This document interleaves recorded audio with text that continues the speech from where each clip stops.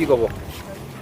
জননীয়া মহকুমা চিকিৎসা বিষয়ত যিটো অসুবিধা আমি আজি ইয়াত অনুধাৱন কৰিছোঁ যে ICUৰ ব্যৱস্থা থাকিও নাই, ইমানকেইখন বেড আছে, কাৰ্যক্ষম হৈ থকা নাই। গতিকে এইটোৱে এই অঞ্চল বৃহত্তৰ ৰঙিয়া অঞ্চলৰ সাধাৰণ জনসাধাৰণক কিমানখিনি অসুবিধাত পেলাইছে এইটো আচলতে ভাবিবলগীয়া কথা। আমি নাগৰিক মঞ্চই তাৰ বাবে আগবাঢ়িছোঁ আৰু ইয়াৰ মানুহখিনিক যথাযথ এটা সুবিধা দি চৰকাৰৰ ফালৰ পৰা অনতিপলমে ব্যৱস্থা গ্ৰহণ কৰক।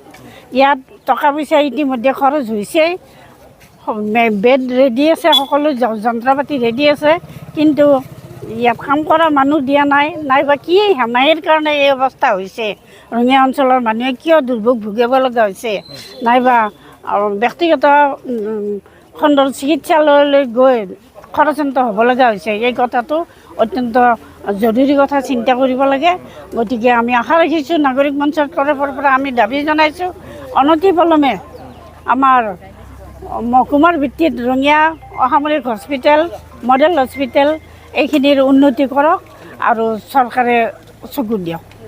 ওপৰত আমি আজি স্মাৰক পত্ৰ প্ৰদান কৰিবলৈ আহিছোঁ মহকুমাধিপতিৰ ওচৰত, কিয়নো দুটা বিষয়। প্ৰথমটো বিষয় হ'ল যে ৰঙিয়া অঞ্চলত এক বৃহত্তৰ অঞ্চল, ৰঙিয়াৰ লগতে ইয়াতে বিভিন্ন অঞ্চল জড়িত হৈছে, গড়েশ্বৰৰ পৰা আদি কৰি বিভিন্ন ওচৰে পাজৰে অঞ্চল জড়িত হৈছে। ইয়াতে মুখ্যমন্ত্ৰী বৰ্তমানৰ দপ্তৰ স্বাস্থ্য বিভাগ, আৰু এই স্বাস্থ্য বিভাগত বৃহৎ গাফিলতি হোৱাৰ পৰিলক্ষিত হৈছে, অনীহা দেখিবলৈ পোৱা গৈছে।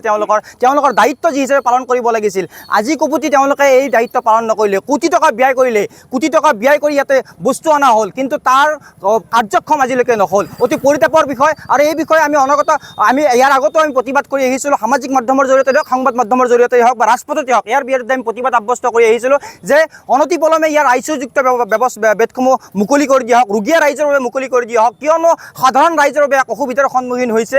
এক্সট্ৰা মেচিন এটা আছে, এক্সট্ৰা মেচিনটো আজি কুপুতিলৈকে এতিয়ালৈকে ব্যৱহাৰ কৰিবলৈ, কাৰ্যক্ষম কৰিবলৈ তেওঁলোকৰ ব্যৱস্থা গ্ৰহণ কৰিবলৈ এতিয়ালৈকে তেওঁলোকৰ সম্বল হোৱা নাই। আৰু এই বিষয়ে আমি মুখ্যমন্ত্ৰী বৰ্তমানৰ দপ্তৰ, যিহেতু আমি মুখ্যমন্ত্ৰীলৈ আমি অনুৰোধ জনাইছোঁ, যদিহে অনতিপলমে এই 10 দিনৰ ভিতৰত যদি অনতিপলমে তেওঁলোকে এই বেডসমূহ, ICU-যুক্ত বেডসমূহ ৰোগীয়া ৰাইজৰ বাবে মুকলি কৰি দিয়া নহয়, তেনেহ'লে আমি যুৱ কংগ্ৰেছে ৰাইজক লগত লৈ গণতান্ত্ৰিক আন্দোলন গঢ়ি তুলিবলৈ বাধ্য হ'ম। ইয়াৰ লগতে আমি আন এটা বিষয় আমি ক'বলৈ যাওঁ যে ছাত্ৰ ছাত্ৰীৰ লগত যি ৰাজ্য চৰকাৰে হেতালি খেলা আৰম্ভ কৰিছে, ছাত্ৰ ছাত্ৰী এটা স্নাতক ডিগ্ৰীত তেওঁলোকে নামভৰ্তি কৰাৰ বাবে তেওঁলোকে এতিয়া এটা পৰ্টেল এপৰ ব্যৱহাৰ কৰিবলগীয়া হৈছে, আৰু এই পৰ্টেল এপটোৰ ভয়ংকৰ বিসংগতি পৰিলক্ষিত হৈছে। আৰু সেই বিসংগতিৰ বাবে আজি আমি মহকুমাধিপতিলৈ আমি স্মাৰক পত্ৰ প্ৰদান কৰিবলৈ আহিছোঁ, কিয়নো ইয়াতে তেওঁ মেধাসম্পন্ন ল'ৰা ছোৱালীয়ে মেধা লিষ্টত তেওঁলোকৰ নাম অহা নাই। তেওঁলোকে কোনোবাজনে 95% নাম্বাৰ পায়ো, কিছু আকৌ 50% নাম্বাৰ পায়ো নামভৰ্তি পাইছে, আৰু আন কিছুমানে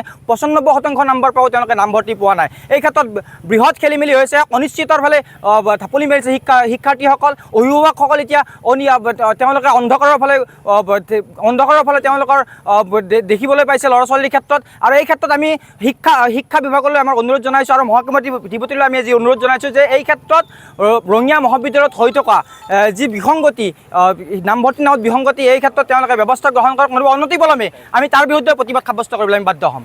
আমাৰ স্বাস্থ্য বিভাগৰ বিভিন্ন দাবী সম্পৰ্কে আজি আমি মাননীয় মহকুমাধিপতিৰ জৰিয়তে আমাৰ সন্মানীয় মুখ্যমন্ত্ৰীলৈ এখন আমি স্মাৰক পত্ৰ প্ৰদান কৰিম। আমাৰ 2023 চনৰ 26 মাৰ্চত ৰঙিয়া মডেল হস্পিটেলত 47খন বিচনাযুক্ত এখন ICUৰ উদ্বোধন কৰা হৈছিল, কিন্তু আজিলৈকে সি কাৰ্যকৰী হোৱা নাই।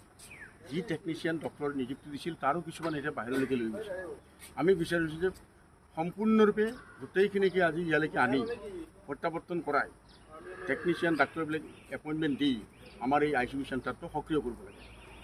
2 নম্বৰ কথা হ'ল যে আমাৰ ইয়াতে এটা ডায়েলিচিছ চেণ্টাৰ আছে, হায়দৰাবাদ এপ'ল' চেণ্টাৰৰ সৌজন্যত।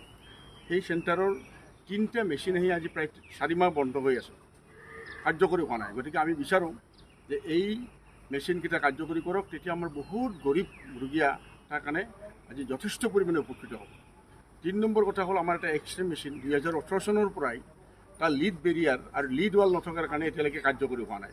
গতিকে আমাৰ হাজাৰ পেচেণ্ট আজি ইয়াৰ ফলত বঞ্চিত হৈছে। গতিকে আমি বিচাৰোঁ যে এই এক্সৰে মেচিনটো পুনৰ সক্ষম কৰিব লাগে ইমিডিয়েটলি।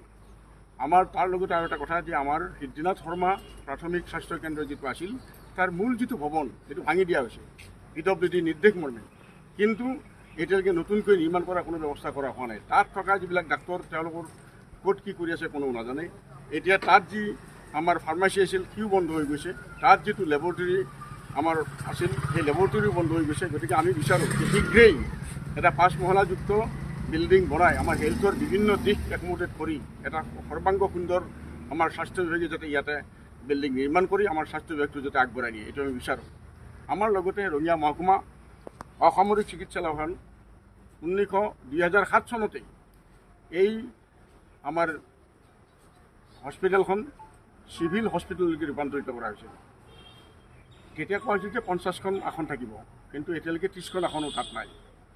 সম্পূৰ্ণ ডাক্তৰ নাৰ্ছ এপইণ্টমেণ্ট হোৱা নাই। তাত জেনেৰেল OTৰ ব্যৱস্থা নাই। এটা তাত আপোনালোকে জানে যে ছ'নোগ্ৰাফি মেচিন আছে, সিও কাৰ্যকৰী নহয়, যাৰ ফলত আমাৰ গৰীব যিসকল ৰোগী আছে তেওঁলোক যথেষ্ট পৰিমাণে ক্ষতিগ্ৰস্ত হৈছে। আমি বিচাৰোঁ যে এইবিলাক আজি ব্যৱস্থা কৰক, আৰু লগতে আমাক এটা ব্লাড বেংকৰ দৰকাৰ। তাৰ লগে লগে আমি জেনেৰেল OT, ব্লাড বেংক ইত্যাদি দাবী কৰাৰ লগে লগে আমাৰ আগতে IOTৰ ব্যৱস্থা আছিল, এতিয়া IOT নাই। IOTৰ ব্যৱস্থা কৰাৰ কাৰণে আমি চৰকাৰৰ ওচৰত, মাননীয় মুখ্যমন্ত্ৰীৰ ওচৰত দাবী জনাইছোঁ। আমি ৰঙিয়াৰ কাৰণে কোনো নতুনকৈ একো দাবী কৰা নাই। যিখিনি চৰকাৰে ঘোষণা কৰিছে, যিখিনি কাৰ্যকৰী হোৱা নাই, সেইখিনি কাৰ্যকৰী কৰাটো আমি চৰকাৰক বিচাৰিছোঁ। যিকোনো খবৰৰ বাবে যোগাযোগ কৰক আমাৰ এই নম্বৰত 7099017330 আৰু 7099017110।